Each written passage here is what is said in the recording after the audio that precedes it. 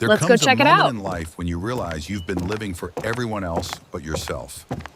At 62, Eleanor Ellie Reed had that moment, staring at a computer screen in a dim motel room, looking at a mountain farm being sold for $1. She'd spent 4 decades working land that would never be hers, chasing a piece of herself that always stayed just out of reach.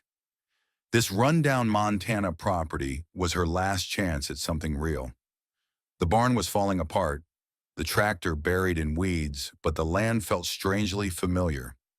Then she found maps and old ledgers hidden in the barn that told a story about the previous owner who disappeared and something buried on the property worth $11 million. Now Ellie had to decide, dig up the truth or walk away from the biggest discovery of her life. Ellie Reed had learned early that roots were a luxury most single mothers couldn't afford. The weight of her decision pressed against her chest as she sat in the Hood River Motel, the glow of her laptop illuminating her weathered face. The property listing seemed to call to her specifically. Mountain Farm, Montana Backcountry, $1 ASIS. Three grainy photographs showed a sagging barn, an overgrown field, and a small farmhouse with a collapsing porch. The description was minimal. 160 acres, remote location, no utilities, buyer responsible for all repairs and back taxes. Most people would have kept scrolling. But Ellie stared at that screen for 20 minutes, something pulling at her heart. The property looked familiar in a way she couldn't explain. The mountains in the background, the particular lean of the barn, even the way the trees clustered at the property's edge. It all felt like something she'd seen before, something from her childhood. Her grandfather had owned a dairy farm in western Montana, and she'd spent summers there as a girl, helping him feed cattle and mend fences. Those months had been the closest thing to home she'd ever known. When he died, the bank took the farm, and her mother moved them to Spokane, where work was steadier, but life felt hollow. By 18, Ellie was picking apples in Washington orchards. By 25, she was managing harvest crews in California. She'd met her husband John on an Oregon vineyard, had their daughter Sarah, and built what felt like a real life, until the tractor accident 15 years ago left her a widow with a mortgage and a devastated 12-year-old. Her years of agricultural work had taught her to read the land like others read books.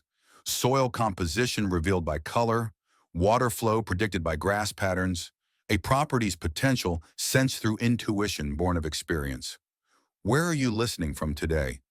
Have you ever felt drawn to a place that seemed to call you home? Keep listening to discover what Ellie finds on this mysterious property. The work had always been enough. She'd saved what she could, spent little, and asked for nothing. But lately, something had shifted. Maybe it was turning 60, or maybe it was the way her knees ached in the morning. Or perhaps it was watching Sarah struggle through college on a partial scholarship, working nights while Ellie sent what little she could. 3 months ago, she'd been managing a vineyard outside of Portland for a man named Vernon Hayes. The pay was decent, the work familiar, and she'd thought maybe she'd stay through the winter. But Vernon's son had come home from business school with ideas about efficiency and profit margins. He looked at Ellie the way you look at old equipment, functional but outdated, something to be replaced with newer models. She'd left before he could fire her, taking her last paycheck in a sense of finality she couldn't quite name. She'd been staying at a motel in Hood River, trying to decide what came next, when she stumbled across the listing. She made the offer at 2 in the morning, typing out a simple email stating she'd pay the dollar asking price and handle all associated costs. The response came 8 hours later from a law firm in Bozeman. The property was hers if she could wire $5,000 for back taxes and closing costs by end of business Friday. She'd done it without hesitation, draining most of her savings account, feeling simultaneously reckless and certain. The paperwork arrived by courier 3 days later. The deed listed the property as the Old Right Place, 160 acres in Gallatin County, accessible via Forest Service Road 12 miles outside the town of Pine Ridge. The previous owner, Samuel Wright, had purchased it in 1997 and paid taxes faithfully until 2018, when payments stopped. The county had eventually seized it for back taxes and listed it for minimal sale just to clear the books. Ellie packed everything she owned into her weathered rucksack and the bed of her ancient Toyota pickup. 40 years of living had taught her to travel light. 3 changes of clothes, a sleeping bag, basic tools, a camp stove, and a box of books her grandfather had given her. That was the sum of her possessions. That, in a faded photograph of Sarah in her high school graduation gown, the last truly happy day they'd shared before the girl left for college and their relationship grew distant. She drove east out of Oregon on a Wednesday morning in early September, watching the landscape shift from green valleys to high desert to mountain forest. The drive to Pine Ridge took most of the day. The town was smaller than she'd expected, maybe 800 people. A main street with a grocery store, a diner, a post office, and a gas station. She stopped for supplies, loading up on canned goods, rice, batteries, and lamp oil. The Forest Service road started 2 miles north of town, marked by a faded wooden sign. It was dirt and gravel, rutted from spring runoff, narrow enough that she had to fold in her mirrors. The Toyota climbed steadily, pine trees pressing close on both sides, the afternoon light filtering through branches in scattered gold. After 8 miles, she passed a mailbox with Lawrence painted on the side. After 10 miles, there was nothing but forest. At mile 12, she found the turnoff. 2 wooden posts marked what had once been a driveway, now nearly overgrown with brush. She turned in carefully, branches scraping the truck's sides, and followed the rutted path for another half-mile before the trees opened up, and she saw the property. The photographs hadn't done it justice. The farmhouse was small and weathered, its paint long gone. Its porch sagging dangerously, but the bones looked solid. Log construction probably built in the 1940s or 50s. The barn was larger than expected, listing to one side but still standing. Beyond them, the land rolled gently upward toward a tree line, and behind that, mountains rose in layers of blue and gray. The late afternoon sun painted everything in amber light. Ellie sat in her truck for a long time, engine ticking as it cooled, just looking. The property felt alive in a way that was hard to articulate. Wind moved through the tall grass with a sound like breathing. Birds called from the tree line. Somewhere distant, water was running, a creek or spring she hadn't seen yet. And underneath it all was that strange sense of familiarity, as if she'd been here before in another life. She finally climbed out, grabbed her rucksack, and walked to the farmhouse. The front door was unlocked, hanging slightly crooked on old hinges. Inside, dust lay thick over everything. The main room held a wood stove, a table, 2 chairs, and a narrow cot against one wall. A doorway led to a smaller back room that might have been a bedroom. No electricity, no running water, but the structure was sound. The roof had held. The windows, though filthy, were intact. That first night, she spread her sleeping bag on the cot, lit a kerosene lamp she'd brought, and sat at the table eating cold beans from a can. The silence was profound. No traffic sounds, no voices, no hum of machinery, just wind and the settling sounds of an old house. She felt something loosen in her chest, something that had been tight for longer than she could remember. She slept deeply and woke to pale light filtering through dirty windows. Dawn came slowly to the mountains, building in layers. Ellie made coffee on her camp stove and carried it outside, walking the property as the sun climbed. The barn was even more decrepit up close. Roof partially collapsed, doors hanging loose, floor rotted in places. But it had good bones, too. With work, it could be salvaged. She'd been examining the barn's foundation when she heard a vehicle coming up the driveway. A battered white sedan appeared, kicking up dust, and stopped near her truck. A man climbed out, older, wearing a postal service uniform. He raised a hand in greeting and walked over carrying a handful of mail. "You must be the new owner," he said, extending the letters. "Eleanor Reed, right? I'm Grant Patterson. Run the mail route out here." "That's me," she said, taking the mail. It was mostly junk addressed to current resident. Grant looked around the property with the expression of someone remembering better days. Haven't been up here since old Sam Wright disappeared. Must be 5 years now. Place has gone to seed, but it's good land. He paused, seeming to weigh his words. Sam was a good man, kept to himself mostly, but always had time for a conversation when I stopped by. Smart fellow, geologist or something like that. Then one day he was just gone. Sheriff looked into it, but never found anything. Truck was still here. Personal effects, everything. Like he vanished into thin air. Ellie felt a small chill despite the warming morning. Anyone know what happened? Grant shrugged. Lots of theories, no answers. Some folks think he got lost hiking and the mountain took him. Others say he had debts or troubles he walked away from. I figure a man's got his reasons for his choices. Still, it's a strange story. They talked a few more minutes about mail delivery and the best route to town before Grant climbed back in his car. As he turned to leave, he called through his window.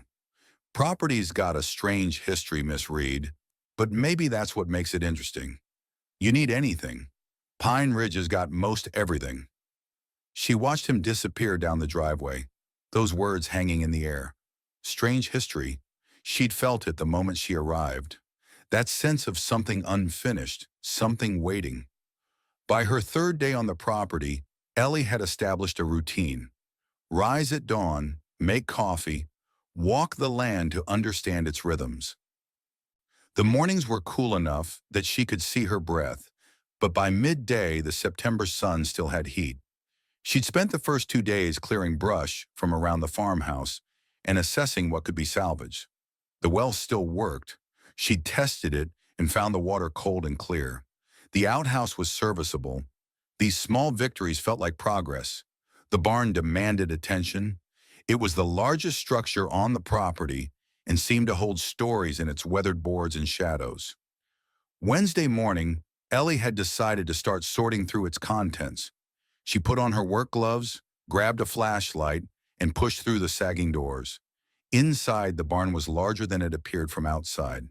Shafts of sunlight pierced through gaps in the roof, illuminating dust motes that swirled with her movement. The floor was dangerous in places. Rotted boards covered holes that dropped into darkness.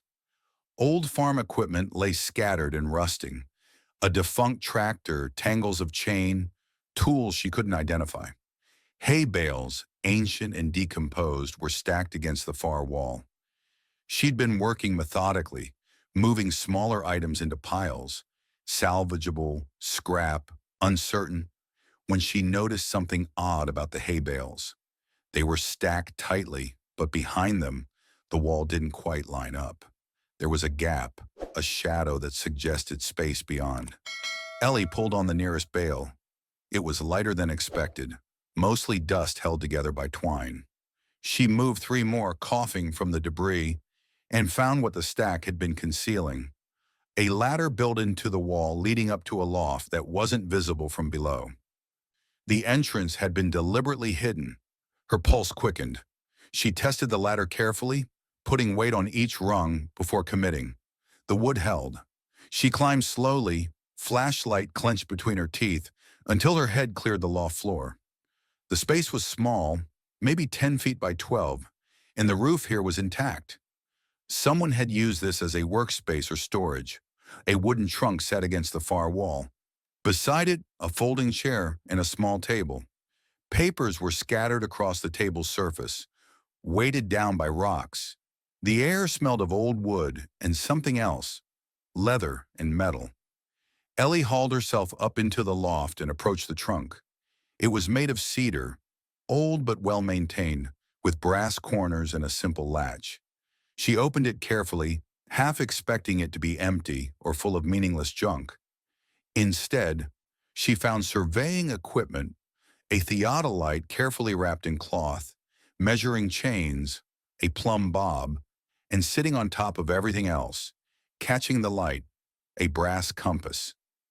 It was beautiful, hand-engraved, the kind of instrument someone had cared for. She lifted it carefully and turned it over. Initials were etched into the base, along with a date, CWR 1952. CWR, Charles William Reed. her grandfather's initials. The compass slipped from her fingers, clattering against the wooden floor of the loft. How was this possible? Her grandfather's compass, here in this barn, on property that had belonged to a man she'd never met. She picked it up again, hands trembling slightly, and examined the other papers on the table. They were hand-drawn maps, detailed property surveys showing the land from multiple angles. Some were clearly official, with precise measurements and dated signatures. Others were rougher, sketched quickly with handwritten notes in the margins. Several showed marked zones, small X's scattered across the property with coordinates written beside them. In one corner, almost as an afterthought, someone had written, "Primary location, verified depth soundings." Ellie had been so absorbed in the maps that she hadn't heard the vehicle approach. It was only when footsteps sounded on the barn floor below that she realized she wasn't alone. "Hello?" A woman's voice, cautious but not unfriendly. "Anyone here?" Ellie quickly gathered the maps and compass, tucking them back in the trunk, then climbed down the ladder. At the bottom stood a woman in her 60s holding a covered dish and looking mildly embarrassed. "Goodness, you startled me," the woman said, pressing a hand to her chest. "I'm Margaret Lawrence. I live down the mountain a ways, saw smoke from your chimney and thought I'd bring by some welcome food. Didn't mean to intrude." "Eleanor Reed. Not intruding at all. I appreciate the kindness." Margaret studied her with intelligent eyes, taking in the work clothes and the comfortable way Ellie moved through the space. "You're actually planning to stay then? A lot of folks thought whoever bought this place would flip it or abandon it." "I'm staying." They walked back to the farmhouse, Margaret chatting about the weather and the difficulty of the access road in winter. But Ellie sensed something underneath the pleasantries. A tension, maybe wariness. Inside, Margaret set the dish on the table. It was still warm, chicken casserole with biscuits on top. "That's very kind of you," Ellie said. Margaret waved it off, but her expression grew serious. "I knew Sam Wright. Not well, but we were neighbors for almost 20 years. He was a private man, but decent. Good neighbor." "Grant Patterson mentioned he disappeared 5 years ago this October." Margaret moved to the window, looking out at the property. "Sheriff investigated, called it an accident or a voluntary disappearance. But Sam wasn't the kind of man to just walk away. He loved this land, talked about it like it was a living thing." There was a long pause. Finally, Margaret turned back to Ellie, her voice dropping. "If you find anything here, anything at all that seems unusual, you might want to think carefully about what you do with it. This property has drawn interest over the years. The kind of interest that makes people uncomfortable." "What kind of interest?" "The corporate kind. Surveys, assessments, offers to buy. Sam turned them all down flat. After he disappeared, those inquiries stopped." She picked up her empty dish, preparing to leave. "I'm probably speaking out of turn, but you seem like good people, and I'd hate to see trouble come to this place again." Her eyes narrowed slightly. "You look familiar somehow. Have we met before?" "I don't think so," Ellie said, "but I spent summers in this area as a child. My grandfather had a dairy farm about 30 miles from here." "What was his name?" "Charles Reed." Something flickered across Margaret's face. Recognition, then concern. "The Reed place, out past Blackwater Creek? The one the bank foreclosed on back in the 70s? "That's the one." Margaret nodded slowly. "I remember now. There was some talk about that situation not being exactly above board. My husband might know more. He worked for the county assessor's office back then." She said nothing more about it, but Ellie caught the weight of unspoken words. After Margaret drove away, she stood in the yard for a long time, looking at the barn and the mountains beyond. Back in the loft, she retrieved the brass compass and the maps, spreading them across her farmhouse table. The coordinates were specific.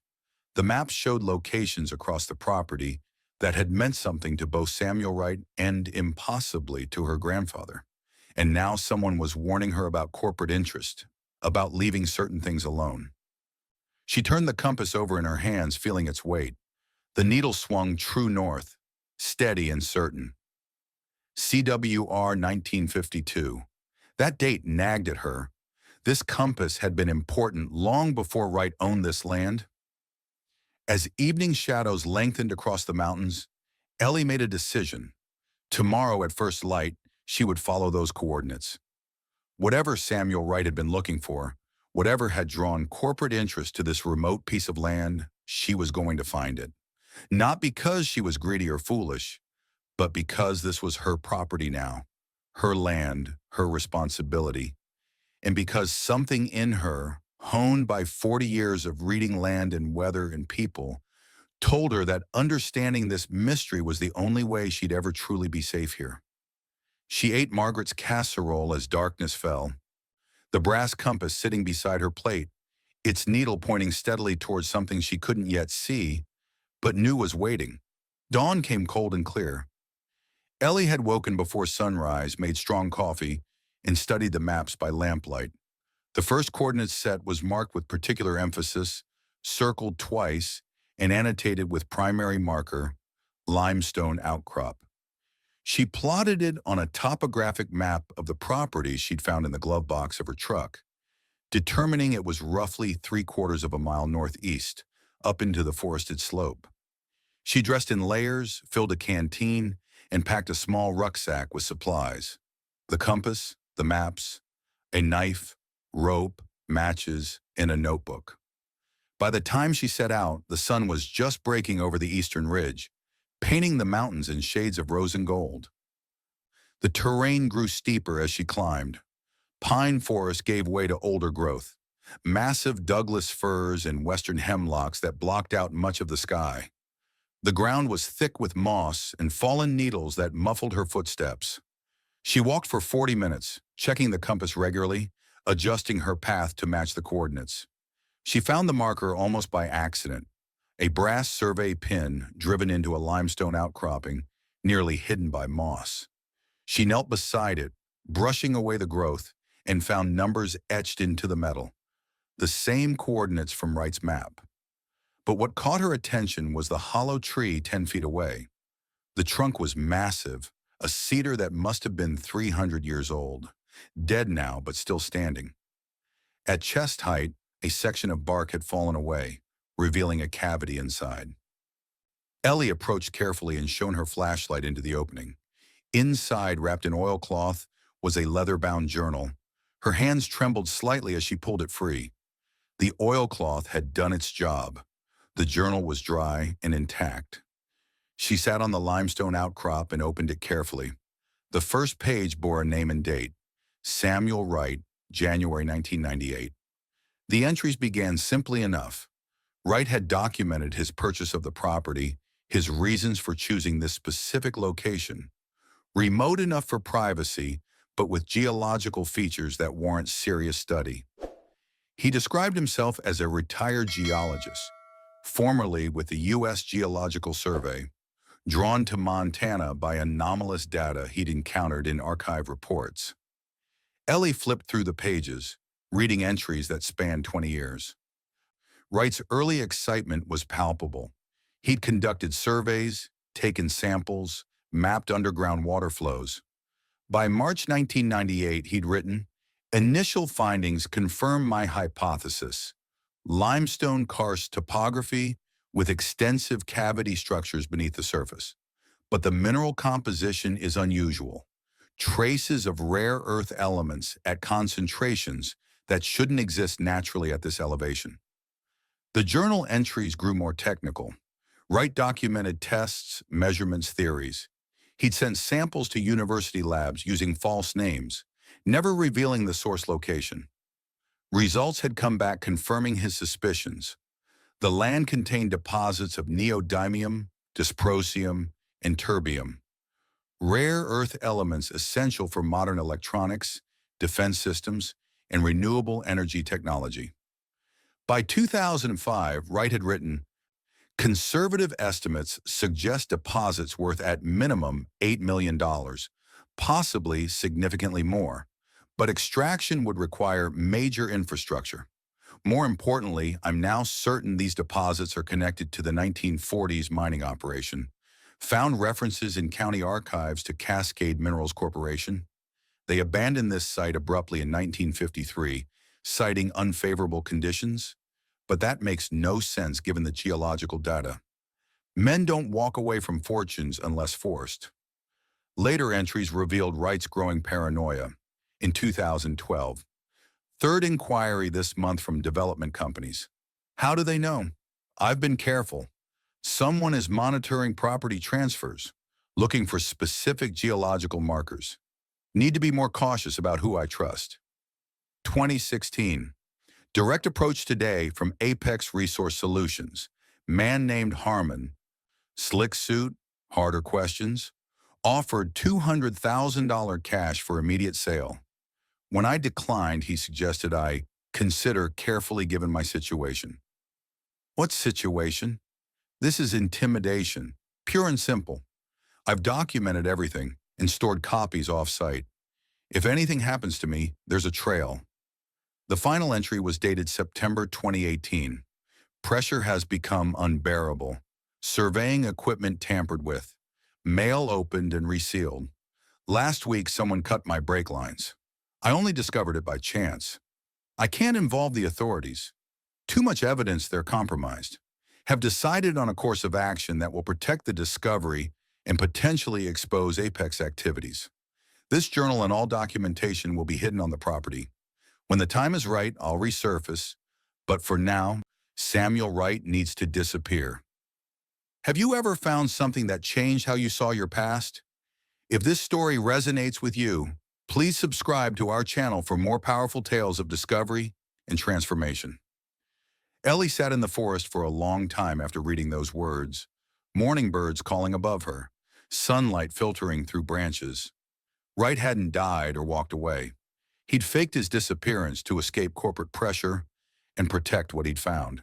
And now she was sitting here holding his journal with that same pressure surely about to redirect toward her.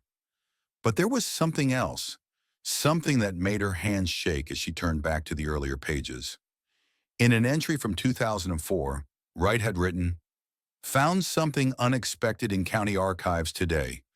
The 1953 Cascade Minerals property transfer wasn't to a random buyer as I'd thought. The land went to Albert Marsh, who maintained it until 1985, then passed it to his son William, who sold it to me in 1997. But before Cascade acquired it in 1947, this property belonged to the Reed family, dairy farmers who had worked this land since the 1920s. According to records, Charles Reed lost the property to foreclosure in 1972, after failing to make payments on a loan he took out in 1953.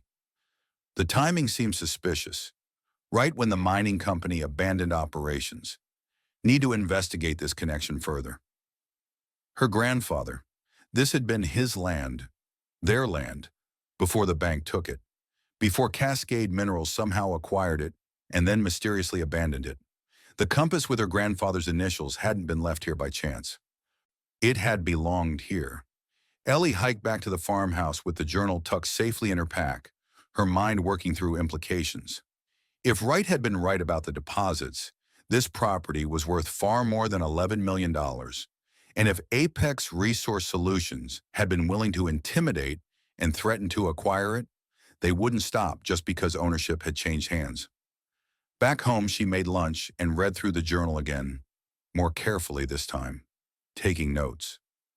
Wright had been methodical about documentation. He referenced additional materials, survey reports, assay results, correspondence with Apex, all of it hidden somewhere on the property. She'd been deep in thought when the phone rang, the old landline that came with the property, which she'd been surprised to find still connected. She answered cautiously. "Miss Reed," a man's voice professionally pleasant, "this is Robert Chen from the Gallatin County Assessor's Office. I'm calling to verify some information about your recent property acquisition." "What kind of information?" "Just routine verification, making sure our records are accurate." A pause. "We've had some inquiries about the property recently. Potential easement issues, utility access considerations." I wanted to confirm you're the sole owner and have no plans for immediate development or resale. The questions felt wrong, too specific, too interested. Who's been making inquiries, Mr. Chen? Oh, just general interest. Empty planning department, that sort of thing. His tone remained light, but Ellie heard the evasion. If you're planning any development work, you'll need to file environmental impact assessments, which can take considerable time. Just want to make sure you're aware of the regulatory landscape. I'm aware. Thank you for calling. She hung up, feeling unsettled. Within days of taking ownership, people were already circling. The county assessor calling about inquiries. Margaret's warnings about corporate interest. It all confirmed what Wright's Journal had documented. That afternoon, she drove into Pine Ridge, parking outside the small public library. The building was old but well-maintained, smelling of books and furniture polish. A young librarian directed her to the local history section, where archived newspapers and county records were kept on microfilm. She spent 3 hours searching, making notes, printing relevant pages. The Cascade Minerals Corporation had indeed operated in the area during the 1940s. They'd filed multiple mining claims in 1947, employing up to 50 men. Local newspapers from that era carried stories about the boom, new jobs, economic hope for a struggling post-war community. Then in March 1953, a brief article, Cascade Minerals ceases operations. The company had shut down with minimal explanation, laid off all workers, and transferred their claim holdings to private ownership under circumstances the article described as unclear. No details about what they'd been mining or why they'd stopped. The property that became Wright's farm, her grandfather's farm before that, had been part of that original claim. It had passed through several owners over the decades, always sold quickly, never developed, until Wright bought it in 1997 and started asking the right questions. But what about her grandfather? How did he fit into this story? Another hour of searching uncovered a small article from October 1953. Local dairy farmer expands operation. It mentioned Charles Reed purchasing additional acreage to expand his existing farm. No mention of where the money came from for such an expansion. Unusual in a small-town paper that typically detailed financial arrangements. Then a final article, this one from 1972, Reed Farm foreclosed after owner's death. It stated that Charles William Reed had died unexpectedly in April 1972, leaving substantial debts that forced the bank to foreclose on the property. His widow and daughter had moved to Spokane shortly thereafter. Ellie sat back, connecting threads. Her grandfather had died when she was 9. She remembered little of the funeral, just her mother's tight face and the long drive to Spokane afterward. They'd never returned to Montana, and her mother had never spoken of the farm except to say they couldn't afford to keep it. But Wright's Journal and these articles suggested something different. A pattern of corporate acquisition, mysterious abandonment, and then foreclosure that seemed calculated rather than coincidental. Driving back up the mountain as sunset approached, she made her decision. She wouldn't be intimidated and she wouldn't walk away, but she also wouldn't be reckless. Whatever came next, she needed to be smart, careful, and prepared. Samuel Wright had learned that lesson too late. She wouldn't make the same mistake. The following morning, she found her truck parked exactly where she left it. But something was wrong. All 4 tires had been slashed. Clean cuts, deliberate and thorough. No note, no message, just damage designed to strand her and send a message. She stood looking at the ruined tires for a long moment, anger building. This was the same tactic they'd used on Wright. Intimidation, escalation, making life difficult until you gave up and sold. But Ellie had spent 40 years dealing with difficult men on difficult land. She knew how to be stubborn. She hiked back down to the main road, flagged down a passing rancher, and got a ride into Pine Ridge. At the gas station, she arranged for a tow and new tires. Expensive, eating into her limited savings, but necessary. While waiting, she called the sheriff's office and filed a report, knowing it probably wouldn't matter but wanting documentation. A deputy came out, looked at the tires, took photographs, and a statement. He was polite but disinterested, suggesting it was probably kids or hunters who'd mistaken the property for abandoned. Ellie didn't argue. She'd learned long ago that some battles weren't worth fighting directly. By the time she got back to the farmhouse with functioning tires, evening was settling over the mountains. She made dinner, then sat at the table with Wright's journal and the documents she'd photographed at the library, arranging them chronologically, building a timeline. 1947, Cascade Minerals discovers valuable deposits and something unusual in deep caverns. 1953, company abruptly abandons operations. Her grandfather mysteriously acquires additional land. 1972, grandfather dies unexpectedly. Bank forecloses on farm. 1997, Wright buys property. Begins systematic investigation. 2018, after years of corporate pressure, Wright disappears. 2023, Ellie buys the property for $1. She sat back, looking at the pattern. Each owner had carried the burden differently. Her grandfather had kept silent, taking whatever secret he knew to his grave. Wright had tried to expose it and been forced into hiding. Now it was her turn, and she needed to decide what to do with knowledge that others had threatened to suppress. The slashed tires had been a warning, but warnings only worked on people who could be scared. And Ellie Reed, at 62, had learned that the only thing more dangerous than having something to lose was having nothing left to lose. She'd spent 40 years owning nothing, belonging nowhere. This land was hers, not just by recent purchase, but by family legacy. Whatever was buried here, whatever secret had haunted 3 generations, she would uncover it. Not for money, though that mattered, but for the simple, stubborn reason that it was hers to know. She picked up her phone and dialed Sarah's number. Her daughter answered on the 4th ring, voice cautious. "Mom, is everything okay? You never call this late." "I'm fine, sweetheart. Better than fine, actually. I bought a place." "A place? What do you mean?" "A farm in Montana. Your great-grandfather's farm, it turns out." A long pause. "I thought that was lost decades ago. How is that possible?" "It's a long story, and I'm still figuring it out myself. But I wanted you to know where I am, and—" She hesitated, choosing her words carefully. "I wanted to tell you something I should have said years ago. Your father wasn't just looking into my family history before his accident. He was looking for proof that your great-grandfather's land had been stolen, not foreclosed on legitimately." The silence on the other end stretched until Ellie wondered if they'd been disconnected. "Sarah, I'm here. You never talk about Dad or your family before Spokane." Her daughter's voice had softened. "Why now?" "Because I'm standing in the house where your great-grandfather lived, and I'm realizing how much was taken from us. Not just land, but history, memory, connection." Ellie took a deep breath. "I need your help, Sarah.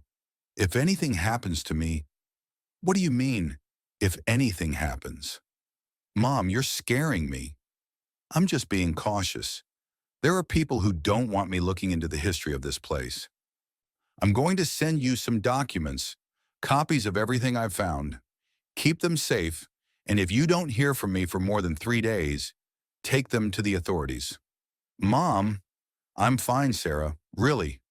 But I'm done running from things. I'm 62 years old and I've never stood my ground. It's time." After they hung up, Ellie made copies of Wright's journal and the other documents, securing them in a package to mail to Sarah tomorrow. Then she sat in the gathering darkness, thinking about the chain of people this land had touched. Her grandfather, keeping whatever secret he'd learned from Cascade Minerals. Wright, driven into hiding by corporate threats.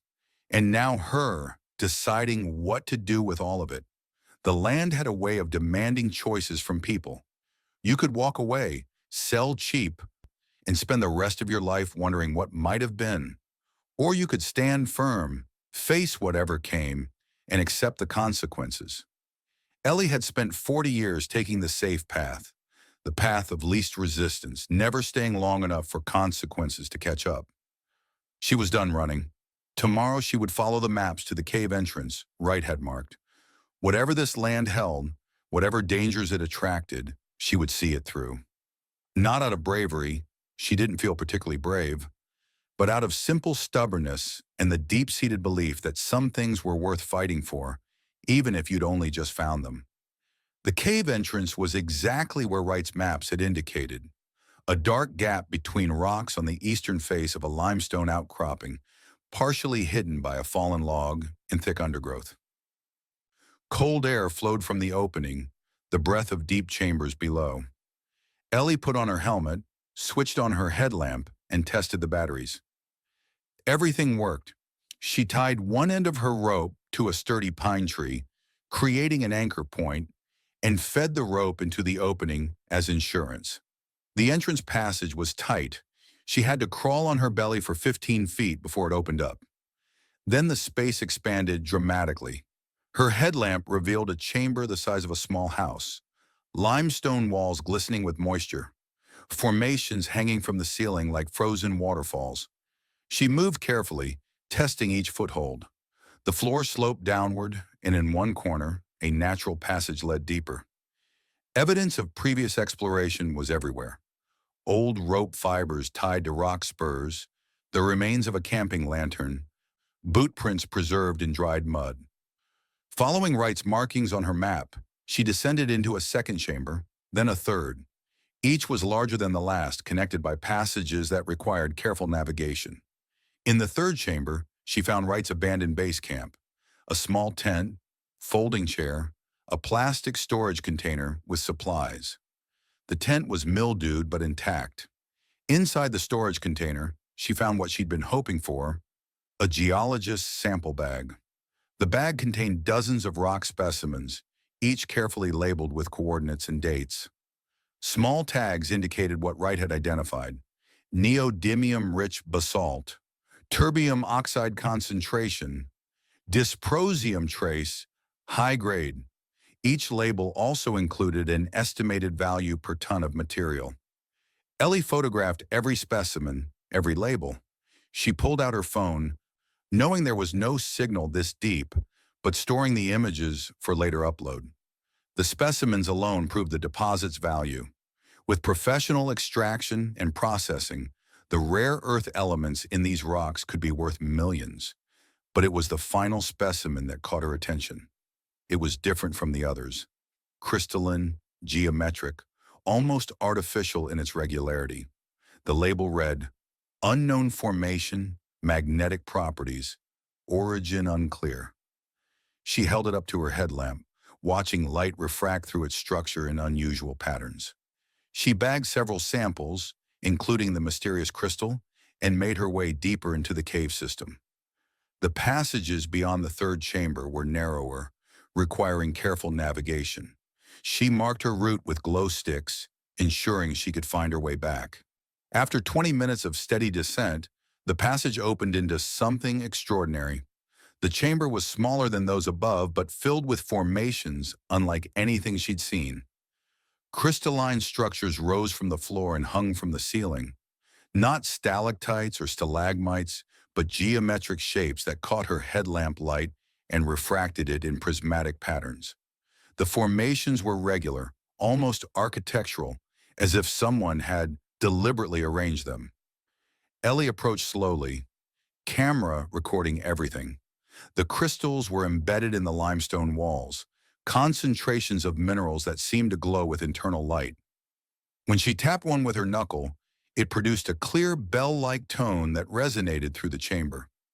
She spent an hour documenting everything: photographs from multiple angles, video walkthroughs, measurements of the formations. She collected samples carefully, breaking off small pieces and sealing them in labeled bags. As she worked, she felt a strange sense of connection to the place. These chambers had existed in darkness for millions of years, formed by forces beyond human understanding. Her grandfather had known about them, must have known, given the compass and the timing of events. Wright had found them and recognized their significance. Now she was continuing that work, bringing them toward the light of public knowledge. She had been preparing to leave, samples packed and documentation complete, when she found something unexpected, a heavy-duty plastic case tucked into a natural alcove. Inside was a sealed waterproof container, and inside that, a letter and a USB drive. The letter was handwritten on lined paper, dated just 2 months ago, July 2023. It began, "To whoever finds this, if you're reading this letter, it means you bought my property and have been brave or curious enough to explore. My name is Samuel Wright, and I'm writing to you from a small town in New Mexico where I've been living under an assumed name for the past 5 years." Ellie sat on a flat rock, holding the letter close to her headlamp, reading with growing astonishment. "I didn't die, and I didn't simply disappear. I staged my disappearance deliberately after Apex Resources made it clear they would stop at nothing to acquire my property. The final straw was when they sabotaged my truck's brakes. I survived by luck, and I realized that being Samuel Wright had become too dangerous."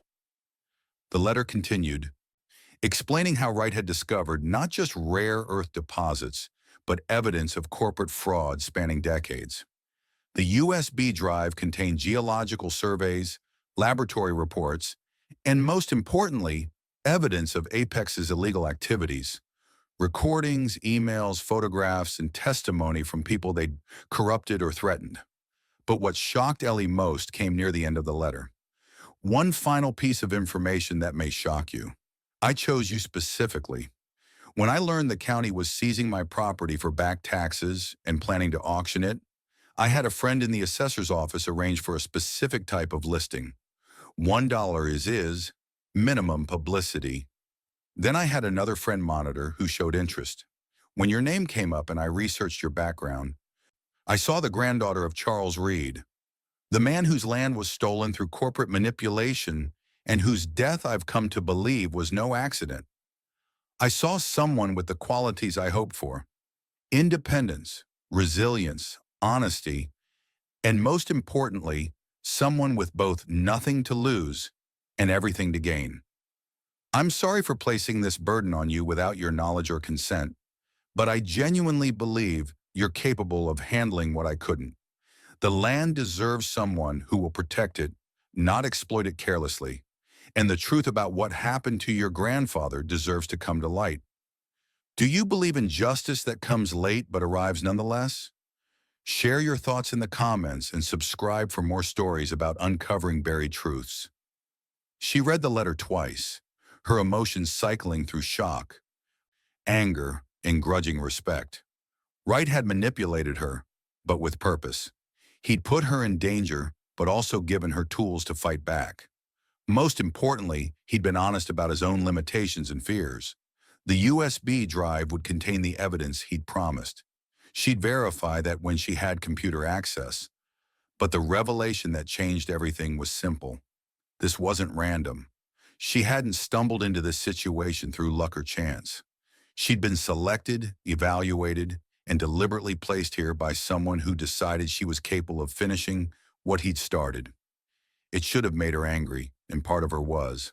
But another part, the part shaped by 40 years of working land and reading people, understood. Wright had seen in her what she'd been trying to see in herself. Someone who could stand firm when standing firm mattered. And what about her grandfather? What had he known? And what had it cost him? The timing of his sudden death in 1972 now seems suspicious in the context of everything else. She packed up the letter and USB drive, taking one last look around the massive chamber. Somewhere in this darkness were the crystalline formations Wright had described, the mysterious geological anomalies worth more than anyone had yet calculated. Tomorrow she'd contact the 3 people Wright had mentioned in his letter: an environmental attorney in Seattle, an investigative journalist who'd been tracking Apex for years, and a former USGS geologist who could verify his findings. Tonight she needed to get back to her farmhouse, secure these documents, and decide what came next. The climb out of the cave seemed faster, fueled by adrenaline and purpose. By the time she emerged into late afternoon sunlight, her mind was already working through options and strategies. She wasn't a pawn in someone else's game. She was a player who just learned the actual rules. Wright had given her weapons, evidence, contacts, and the truth about what she was facing. Now she needed to decide how to use them. The easy path, selling to Apex and walking away wealthy, held no appeal. She'd spent 40 years taking easy paths, and they led her to 62 years old with nothing but a rucksack of possessions. This land, these secrets, this fight, they were hers now. Not because she'd sought them, but because they'd found her. Or rather, because someone had decided she was the right person to find them. She could honor that faith or betray it. The choice was simple, even if the consequences weren't. Ellie spent that night at her kitchen table with her laptop, the USB drive plugged in, working through Wright's files by lamplight. The drive was encrypted, but he'd included the password in his letter. Inside were hundreds of documents, photographs, audio recordings, and video files. Years of accumulated evidence organized into neat folders. But the evidence against Apex Resources was what held her attention. Wright had recorded phone conversations where Victor Harmon, their chief acquisition officer, made thinly veiled threats. He'd photographed suspicious vehicles surveilling his property. He had emails showing bribes paid to county officials and attempts to manipulate zoning regulations. Most damning were bank records showing payments from Apex shell companies to people like Margaret's husband, James Lawrence, who'd worked for the county, a paper trail of corruption spanning years. There was also a list of contacts as promised, an environmental attorney named Rachel Brennan in Seattle, an investigative journalist named Jason Webb, and a retired USGS geologist named Dr. Teresa Chen, who could verify Wright's findings. She composed careful emails to all three contacts using the encrypted communication method Wright had set up. She explained who she was, how she'd acquired the property, what she'd discovered, and what she needed. From Rachel Brennan, legal protection and advice. From Jason Webb, investigation and public exposure. From Dr. Chen, scientific verification and credibility. She sent the emails at 2 hours in the morning and crawled into bed with the USB drive hidden in her rucksack. Sleep came in fragments, interrupted by the sounds of the mountain night and her own restless thoughts. Morning brought responses. All three contacts had replied within hours, their messages urgent and interested. Rachel Brennan offered an immediate phone consultation. Jason Webb wanted to visit the property within the week. Dr. Chen requested copies of the geological data and promised rapid analysis. But the morning also brought something else. Ellie had been making coffee when she noticed the footprints, fresh tracks in the frost-covered grass outside her window, leading from the tree line to her farmhouse and back. Someone had been watching during the night, someone who had come close enough to look through her windows. She followed the tracks to where they disappeared into the forest, finding cigarette butts and scuffed earth where someone had stood for extended periods. The surveillance had escalated. They weren't just watching from a distance anymore. They were getting bold. Ellie returned to the farmhouse and immediately made copies of everything on the USB drive, storing them on separate thumb drives she'd bought in Pine Ridge. One she mailed to Sarah with explicit instructions. One she left with Margaret Lawrence, who'd stopped by mid-morning with genuine concern etched on her face. James died last night, Margaret said quietly, peaceful in his sleep. But before he went, he made me promise to look out for you. Said you were walking the same dangerous path Sam Wright walked. Ellie embraced her, feeling the weight of James's final act of conscience. I'm sorry for your loss. Don't be. He was ready, and he was at peace. Margaret gripped Ellie's shoulders. But you need to understand something. Apex knows you're not just a simple buyer. They've been watching you explore, watching you research. They know you're onto something. It's only a matter of time before they make a direct move. Let them come. That's brave talk. But Ellie, these people don't play fair. Neither do I when it matters. After Margaret left, Ellie spent the afternoon preparing. She contacted the sheriff's office formally, filing reports about the surveillance and trespassing, knowing it would create a paper trail, even if they did nothing. She photographed everything: the footprints, the cigarette butts, the tire tracks where vehicles had parked on the Forest Service road. Then she called Jason Webb directly. He answered on the second ring, his voice carrying the intensity of someone perpetually chasing stories. "Miss Reed, I've been hoping someone would contact me about that property. I've been tracking Apex activities in Montana for 3 years, but I've never had access to hard evidence. I have evidence, recordings, documents, bank records showing bribery and corruption, but I need your help bringing it public in a way that protects me and ensures the story doesn't get buried. When can I come out there?" 3 days. I need time to document the cave system fully first. Bring professional camera equipment if you can. I want everything recorded in high definition. They agreed on a date and time, discussing logistics and safety protocols. Jason would arrive with a documentary filmmaker he trusted, and they'd spend 2 days gathering footage and interviews. The story would run simultaneously in print and video, making it harder to suppress. Next, she spoke with Rachel Brennan, the environmental attorney. Rachel had been equally eager, but more cautious. "What you're describing is valuable land with documented corporate harassment. That's actionable. But Miss Reed, I need to be honest. Taking on a company like Apex requires resources. They'll bury us in legal motions, appeals, and delays. Do you have funds for a sustained legal battle?" "I have enough, and I have evidence that might shorten the battle considerably. Send me copies of everything. I'll start building a case. We need to establish your clear ownership, document all harassment, and file protective orders before they try anything more aggressive. I can have preliminary paperwork ready in 48 hours. The call with Dr. Chen had been the most technical. She'd reviewed the geological data Ellie sent and responded with scientific excitement barely contained by professional restraint. "If these surveys are accurate, and I have no reason to doubt Samuel Wright's work, you're sitting on one of the most significant rare earth deposits discovered in the continental United States in the past 30 years. The strategic implications alone are enormous. Every major tech company and defense contractor in the country would have interest in securing access to this supply." "What about the crystalline formations?"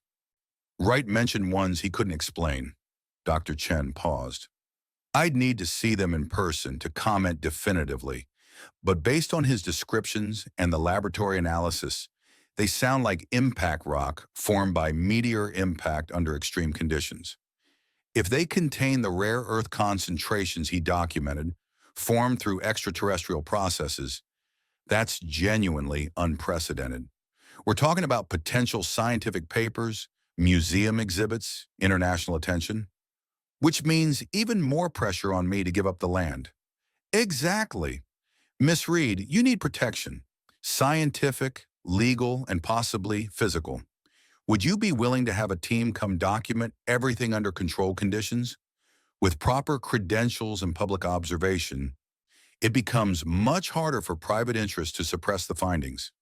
Ellie agreed, setting up a timeline. 3 days for her final solo exploration and documentation, then Jason Webb's visit, followed by a scientific team led by Dr. Chen.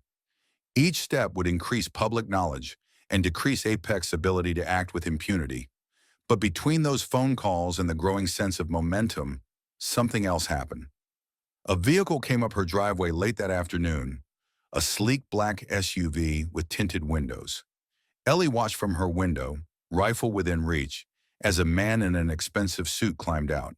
He was tall, probably 50, with silver hair and the kind of confidence that came from rarely being told no. He knocked on her door politely, and when Ellie answered with the rifle visible behind her, he simply smiled. "Miss Reed, I'm Victor Harmon, representing Apex Resource Solutions. I was hoping we could have a conversation." "About what?" "About your property, about options that might benefit us both." "May I come in? I promise this will be worth your time." Against her better judgment, or perhaps because she wanted to see what he'd offer, Ellie let him in. He sat at her table, declining coffee, and looked around the modest farmhouse with undisguised assessment. "You've done some exploring," he said, noting the maps and documents she hadn't fully hidden. "Found interesting things, I imagine. Samuel Wright was thorough in his research before his unfortunate disappearance. What do you want, Mr. Harmon? To make you a straightforward offer. $250,000 cash, immediate closing. You walk away with enough money to buy a nice place anywhere you want, and we acquire a property that has strategic interest to our operations. Everyone wins. And if I decline? His smile hardened slightly. Miss Reed, I've been doing this work for 20 years. I've seen how these situations develop. You're a practical woman, I can see that. You've worked hard your whole life. Probably never had much financial security. This property is remote, demanding, and frankly more trouble than it's worth for someone in your position. Take the money. Make your life easier. The answer is no. Be certain before you refuse. Our offer is generous now, but it won't remain generous if complications arise. Property disputes can be lengthy and expensive. Environmental assessments can take years. Title challenges can emerge. Why put yourself through that stress when you could be comfortable instead? Ellie stood, opening the door. I think we're done here. Harmon rose slowly, his expression shifting to something colder. I've tried being reasonable. I've made fair offers. But understand this, Apex has invested considerable resources in securing access to this land. We're not going away because one stubborn woman thinks she can stand against institutional interests. He moved closer, his voice dropping. You're Charles Reed's granddaughter, aren't you? I did some research after you purchased the property. Your grandfather made poor choices, Miss Reed.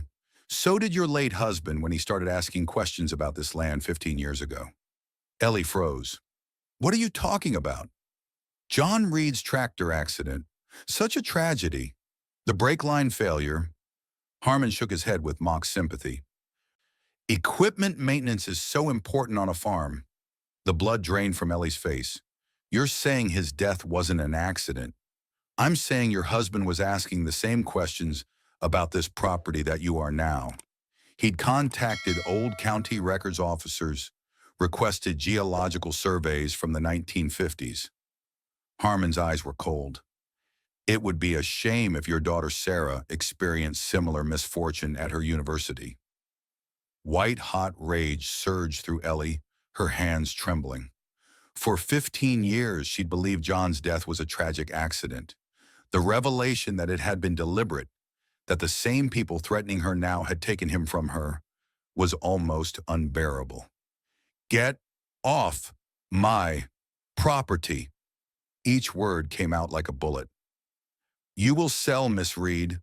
The only question is whether you do it now, on favorable terms, or later, after we've exhausted every legal avenue and your life has become significantly more difficult.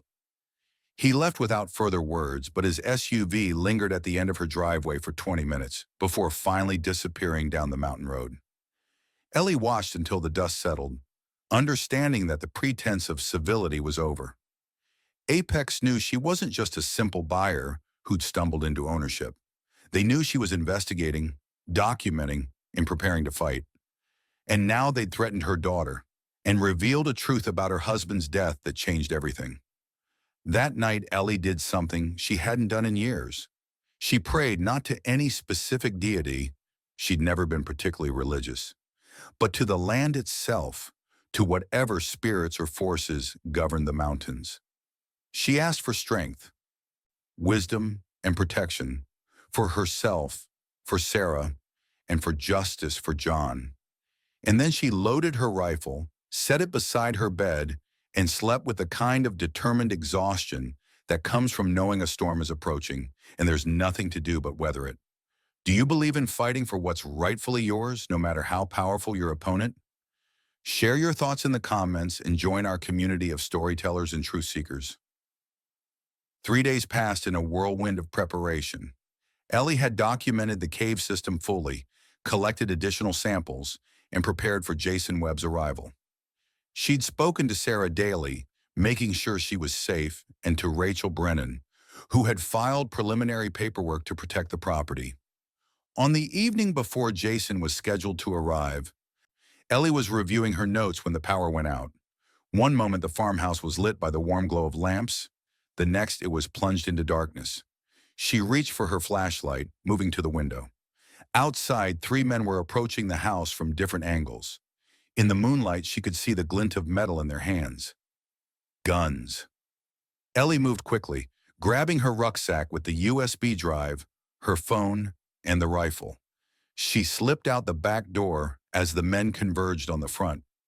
Heart pounding, she made for the tree line, keeping low and moving as quietly as 40 years of fieldwork had taught her. Behind her, she heard the crack of wood as they forced their way into the farmhouse. Voices called to each other. Clear the rooms. Find her. Harmon wants her alive.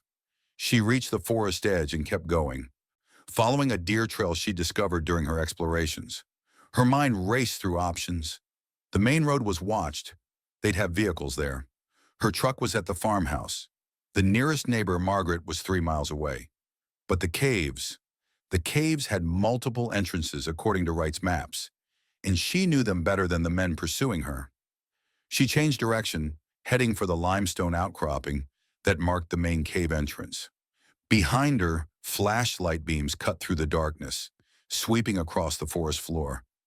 They'd found her trail and were following. Ellie reached the cave entrance and slipped inside without hesitation.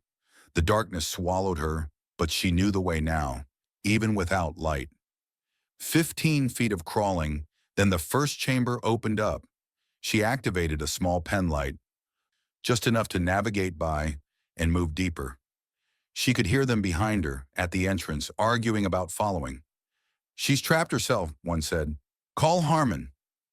Ellie moved through the second chamber, then the third, past Wright's abandoned camp. She knew where she was going, the crystalline chamber with its unusual formations. It had a feature she'd discovered, but not documented. A narrow passage that led upward, eventually emerging on the far side of the ridge. She'd just reached the chamber when footsteps and voices echoed behind her.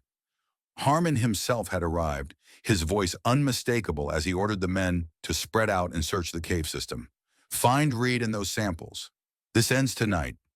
The crystalline formations glowed faintly in the beam of her light, creating eerie shadows.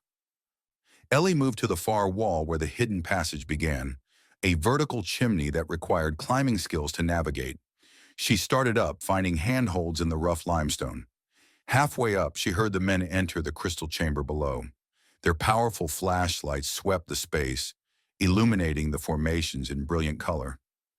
Jesus, look at this place, one said. No wonder Harmon wants it so bad. Find the woman, Harmon ordered. She's got to be here somewhere. Ellie continued climbing silently, but a loose rock betrayed her, clattering down the chimney. Flashlight beams immediately shot upward, catching her in their glare. There she is! Get her down! A shot rang out, the bullet ricocheting off stone near her head. Ellie climbed faster, her heart hammering. She reached the narrow horizontal passage and crawled through frantically. Behind her, she could hear Harmon yelling instructions, the sound of someone trying to follow her up the chimney. She emerged onto a narrow ledge on the eastern face of the ridge and looked up at the stars. She'd made it out, but not to safety. Below, she could see flashlights moving.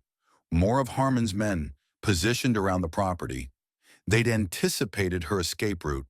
Her phone showed a weak signal, enough to make a call. She dialed Jason Webb's number. They're here, she said when he answered. Harmon and his men, armed, broke into the house. They're in the caves. I'm trapped on the East Ridge. Where exactly? I'm already on the road, about 40 minutes out. Above the secondary cave exit. But they've got men everywhere. They shot at me. Jason. Sheriff's been notified. FBI, too. Rachel Brennan made calls. Stay hidden. We're coming. She ended the call and considered her options. Going back through the cave was impossible. Climbing down the ridge meant certain capture. But staying exposed on the ledge wasn't sustainable either. There was a small hunter's cabin about half a mile north that she'd discovered during her explorations. Abandoned, but still standing. If she could reach it undetected, it would provide shelter until help arrived. Staying low, using the ridge's contours for cover, she began moving north. The night was clear, the moon bright enough to illuminate her path, but also to expose her if she wasn't careful. She could hear Harmon's men calling to each other in the forest below, coordinating their search. She'd traveled about a quarter mile when a flashlight beam swept across the ridge directly ahead. One of Harmon's men had climbed up, blocking her path to the cabin. He hadn't seen her yet, but he was between her and safety. Ellie pressed herself against the rock face, considering her options. Going back wasn't possible. Going forward meant confrontation. She picked up a stone and threw it far to her right, where it clattered against rocks. The man swung his flashlight toward the sound. "I heard something over here." As he moved to investigate, Ellie slipped behind him, continuing north. She'd almost made it past when her foot dislodged a small cascade of pebbles. The man whirled, catching her in his flashlight beam. "Got her!" he shouted, reaching for his gun. Ellie didn't hesitate. She charged forward, using her momentum and knowledge of the terrain to her advantage. The man, surprised by her direct approach, stumbled backward. His foot found empty air where the ridge dropped away, and with a shout, he fell, tumbling down the steep embankment. Heart racing, Ellie continued north. She could hear more shouting now as the man's fall alerted the others. She picked up her pace, half running along the narrow ridge path, using her hands for balance. The cabin appeared ahead, a dark silhouette against the night sky. She reached it, tried the door. Locked. Breaking a window would make too much noise. She moved around to the back, found a loose board in the wall, and pried it away, creating a gap just large enough to squeeze through. Inside, the cabin was dusty and abandoned, but intact. She replaced the board behind her and crouched in the darkness, listening. Outside, voices and flashlights moved through the trees, coming closer. They knew approximately where she was, but not exactly. Time crawled. Outside, men moved through the trees, flashlights probing the darkness. Occasionally, she heard Victor Harmon's voice, directing the search. They were methodical, covering ground in a grid pattern. Eventually, they would find the cabin. Her phone buzzed. A text from Jason. 30 minutes out with FBI. Hold on. A flashlight beam swept across the cabin window. Footsteps approached. The door handle rattled. Check inside. Harmon's voice just outside. Ellie positioned herself behind the door, rifle ready. She wouldn't shoot to kill, but she wouldn't be taken either. The wood around the lock splintered as someone kicked it. The door burst inward. A man stepped through, flashlight in one hand, gun in the other. "She's here!" he called. The moment he turned, Ellie swung the rifle butt, catching him across the shoulders. He stumbled, and she pushed past him, out into the night, running hard for the trees. Behind her, shouts erupted. Flashlights converged. A shot cracked through the air, the bullet whining past her ear. She ran blindly, branches whipping her face, roots threatening to trip her with every step. Her breath came in ragged gasps, her heart hammering against her ribs. 62 years old, and she was running for her life through a Montana forest. Ahead, the terrain dropped away sharply, a ravine she hadn't noticed in her panic. She skidded to a halt at the edge, nearly falling. Behind her, flashlights approached rapidly. She was trapped. Harmon appeared at the edge of the trees, gun raised. "End of the line, Miss Reed." Ellie backed up to the very edge of the ravine, feeling loose stones shift under her feet. "You killed my husband," she said, her voice steady despite her fear. "You threatened my daughter, all for this land." "Business," Harmon said simply. "Nothing personal. Now hand over the samples and the USB drive." "Never." "Then I'll take them from your body." He raised his gun. At that moment, headlights appeared on the Forest Service road below. Multiple vehicles approaching fast, light bars flashing. The sudden illumination distracted Harmon for just a second, but it was enough. Ellie used her knowledge of the land one last time.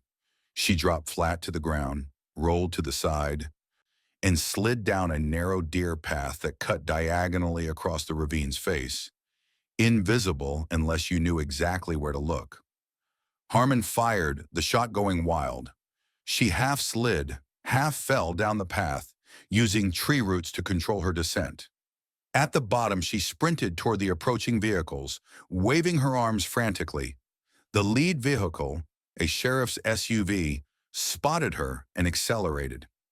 Behind it came unmarked cars that could only be federal agents. From the trees above, more shots rang out, but she was out of effective range. Jason Webb leaped from one of the unmarked cars as it skidded to a halt. "Ellie, are you hurt?" "I'm all right," she gasped, bending double to catch her breath. "They're up there. Harmon and his men, armed. They shot at me." A woman in a suit approached, mid-40s, with the unmistakable bearing of federal law enforcement. "Ms. Reed, I'm Special Agent Diaz. We need to get you to safety. Then we'd like to hear about the evidence you've gathered regarding Apex Resources." "How did you—" "Rachel Brennan contacted us yesterday with copies of some very interesting documents, and Jason here has been sharing information with us for months about Apex's activities. When we learned they'd mobilized a private security team to your property, we expedited our response." As they led her to one of the unmarked cars, Ellie saw sheriff's deputies and FBI agents moving into the forest, weapons drawn, flashlights sweeping the trees. In the distance, figures ran through the darkness, fleeing the approaching officers. "Will you catch them?" she asked. Agent Diaz smiled grimly. "We've got the roads blocked. No one's leaving this mountain without being identified." In the car, heading back toward Pine Ridge, Ellie felt the adrenaline drain away, leaving her shaky and suddenly aware of every one of her 62 years. But there was something else, too. A sense of resolution, of circles closing. "Your property is secure," Agent Diaz said. "We've established a perimeter and are processing it as a crime scene. The caves have been sealed temporarily to preserve evidence. Once we've completed documentation, we'll need you to guide our specialists through." "And Harmon? If we catch him tonight, he'll face multiple charges: trespassing, breaking and entering, attempted kidnapping, assault with a deadly weapon. If not, the evidence you provided gives us enough for warrants. Either way, Apex Resources is about to have a very bad year." "He killed my husband," Ellie said quietly, 15 years ago. Made it look like a tractor accident. "Can you prove that?" Agent Diaz's expression softened slightly. "We'll look into it, Ms. Reed. With everything right documented, we might be able to make the connection. I promise you that." 1 year later, Ellie stood on her porch, watching Sarah's car navigate the improved driveway. Her daughter had brought 3 fellow geology students for a weekend of supervised study in what was now officially designated the Reed Wright Geological Research Area. The federal investigation into Apex Resources had resulted in multiple indictments, including Victor Harmon, who now faced 20 years in prison for crimes ranging from corporate fraud to conspiracy to commit murder. The forensic evidence team had uncovered maintenance records proving Harmon's connection to John Reed's accident. The evidence had been even more extensive than Ellie had realized.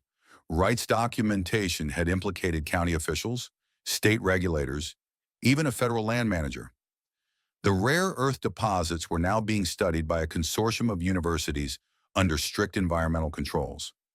A conservation easement protected most of the property, while allowing limited scientific access. The settlement Ellie had reached with the government provided her with financial security: $3 million in compensation for both the mineral rights and the decades of harassment her family had endured. Samuel Wright had emerged from hiding 3 months after the FBI raid. Now using the name Mark Turner, he'd returned to Montana to consult on the geological assessment. The story of his disappearance and return had made national news, alongside the corporate conspiracy he'd helped expose. But the most significant discovery had come through Dr. Teresa Chen's analysis of the crystalline formations. They weren't just rare earth deposits. They were indeed impact materials from a meteor strike millions of years ago, with properties that were revolutionizing understanding of geological processes in mineral formation. Ellie had used part of the settlement money to restore the farmhouse, rebuild the barn, and create guest accommodations for the steady stream of researchers who now visited the property. She'd also established a scholarship at Sarah's University for students interested in environmental geology, named after John Reed, ensuring his memory would live on in the field that had ultimately cost him his life. The brass compass with her grandfather's initials sat on her mantle, alongside a photograph of Charles William Reed, standing proudly in front of the barn decades before. Records recovered during the investigation had confirmed what Wright suspected. Her grandfather had discovered the rare earth deposits while expanding his dairy operation, had been pressured to keep quiet about them, and when he finally decided to go public in 1972, had died under circumstances that now appeared far from accidental. Sarah's car pulled up, and four young people spilled out, laughing and pointing at the mountains. Ellie watched her daughter, now closer to her than she'd been in years, organize equipment and assign tasks with the confidence of someone who knew her path. Inside, Margaret Lawrence was setting the table for dinner. At 65, she'd become Ellie's closest friend and occasional business partner, helping manage the stream of visitors to the property. Her guest cabin stood where her husband James had once predicted trouble would return to the mountain. Trouble had indeed returned, but it had been faced and overcome. Justice had come late, but arrived nonetheless. "Mom," Sarah called, bounding up the porch steps and throwing her arms around Ellie. "The geology department is buzzing about Dr. Chen's latest paper on the crystal formations. Professor Hawkins says it's revolutionizing our understanding of impact mineralogy." "Is that right?" Ellie smiled, holding her daughter close. The warmth of her embrace was something she'd missed for too many years. "Your father would have loved all this. He was trying to uncover the truth all those years ago." Sarah pulled back, eyes bright with unshed tears. "I've been thinking about Dad a lot lately, how we never knew what really happened until now." "He was stubborn," Ellie said. "Like his daughter. Like her mother," Sarah countered with a smile.